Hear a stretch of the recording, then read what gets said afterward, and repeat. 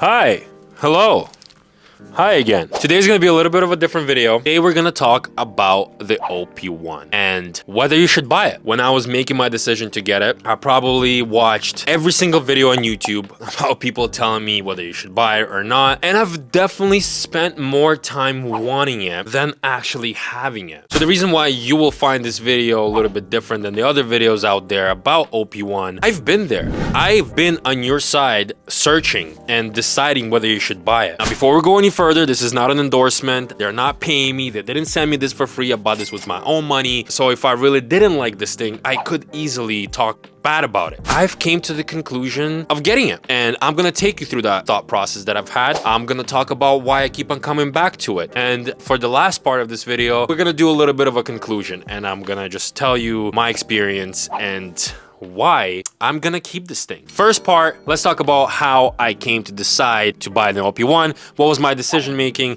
What was stopping me from buying it right away? Because making a decision for wanting it is very easy, right? I mean, it looks beautiful, it's portable, it's very powerful, I would say too. But of course, there's giant elephant in the room, the price tag. It's $2,000. It's not normal for a synth to be this expensive, and there's some equipment that's probably capable of much more and probably half the price of this. I mean, you can buy 2 laptops. All you need to make beats is really a DAW. You can use your keyboard for your piano keys or whatever. So if you think about whether you can make music without it, you certainly can. That wasn't enough for me, right? I've been making music for about 13 years now.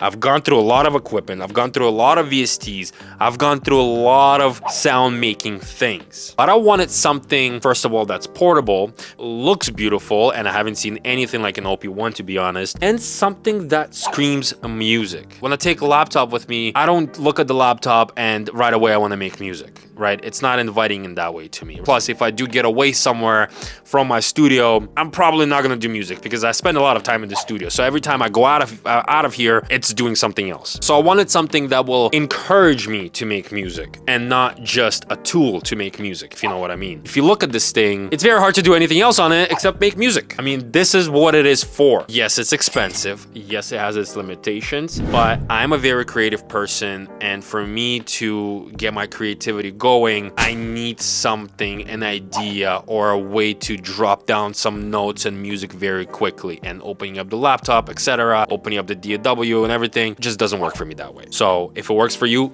don't break it. All right, so those were the reasons for me wanting it to get it, right? But of course, when it came to decision making, every time I did want it and I convinced myself that I want it and I want to buy it, I go to the checkout, I put everything in, and I just couldn't justify the price. I live with a fiance, try explaining to her that you bought a $2,000 synth, right? When you have all these bills and everything, and you know, close the browser and I'd get away for a little bit. 2 weeks later, something inside is telling me I want it. And that happened multiple times for about a year. I kept on wanting to buy it. I came close to decision. I pull out my credit card before and I've put in the number and then I close the browser. I do have a channel on my Instagram that I've kind of grown, and I was able to work with companies. I was able to, promote products. I was able to talk about products. I was able to make videos for them, right? So I promised myself that I'm gonna be saving money from just a music channel towards music.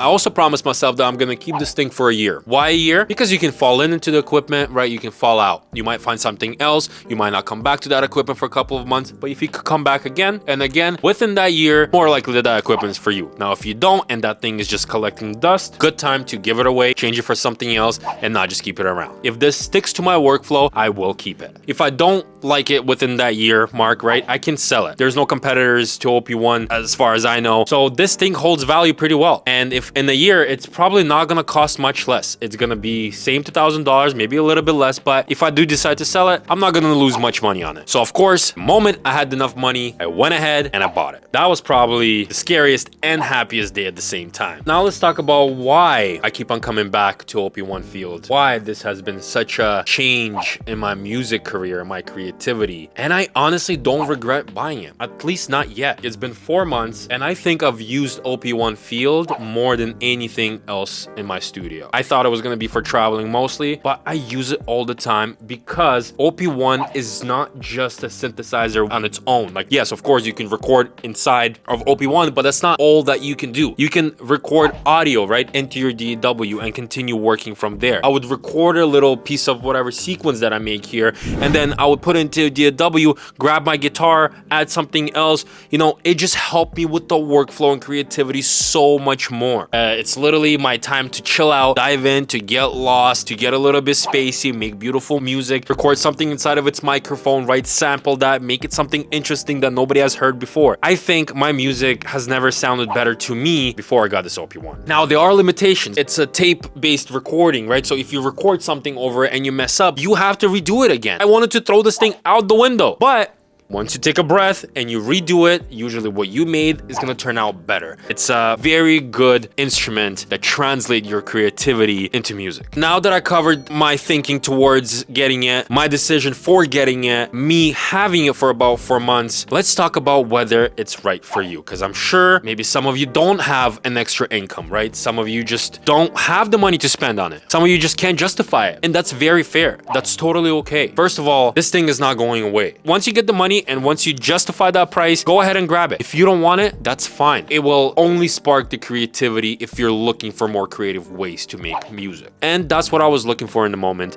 and this thing really justified that for me. If you're looking for a creative way to make music, if you have the money and you can afford it, buy it. Give it a year or 6 months, whatever suits you. You can always sell it, but there's much more winning here if you do love it. It will change your entire music creation process. Creativity doesn't have a price tag for me. Hopefully, I've helped you make your decision. Hopefully, you know whether you should buy it. And I definitely don't want you to spend your money and regret it after watching this video. Watch other videos, look at other people telling their opinion, then make your decision. For me personally, from my experience, I absolutely love it. I wouldn't go back on my decision. To be honest, I would buy it again. But I won't. It is $2,000 after all.